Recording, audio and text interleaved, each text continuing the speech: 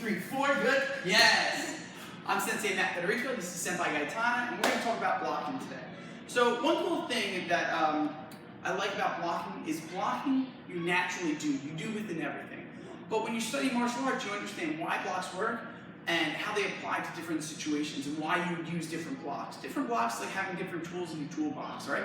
If you use the wrong tool on a project, it's not going to work as well. But if you use the right tool, meaning the right block for the right punch, it's going to work well. So for example, an upward block is if I reach and I'm punching more to the top half of Sempai Gaetana, she's going to do an upward block. As opposed to if I was punching lower and she used an upward block, it's going to pass through her face, which is what we don't want.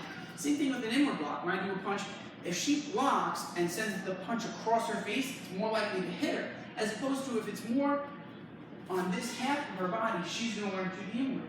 Or if it's more on this half, she's going to learn to do her time. Or if it's more roundabout, she's going to do extended. So the reason we started this video was because somebody had to made a good point while we were teaching. We're teaching downward block.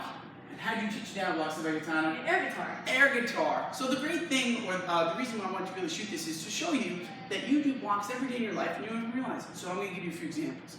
Upward block, sun in your eyes. Someone with their hand like this, your sun in your eyes, like that, make a fist, that's your upward block. So you don't realize it, but the sun in your eyes, it's hurting your eyes, so you put your hand in the way to deflect the sun, and then you have a nice upward block because it gives you a nice path. Usually you don't go like this, all right? Usually you put a hand in front of you. Now I'm going to show you inward block with the door right over here, because this is a great analogy, meaning when you open a door, you don't really think about it, but this is a perfect example, is you might push it across like this. You wouldn't come here, you wouldn't grab from the top or the bottom. Usually grab what's most comfortable and you come across, and that forms your inward block.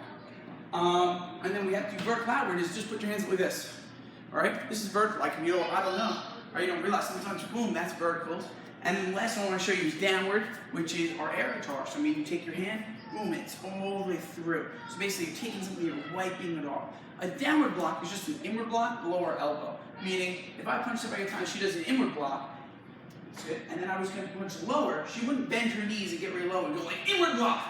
To do a downward block, as long as I go below her elbow, now she just clears that hand down, and that's what forms her downward block. Other side, below, and that's what forms her downward block. So I'm Sensei Federico, this is Sempai Gaetana, and that's a little bit about blocking. All right, go home, give it a shot.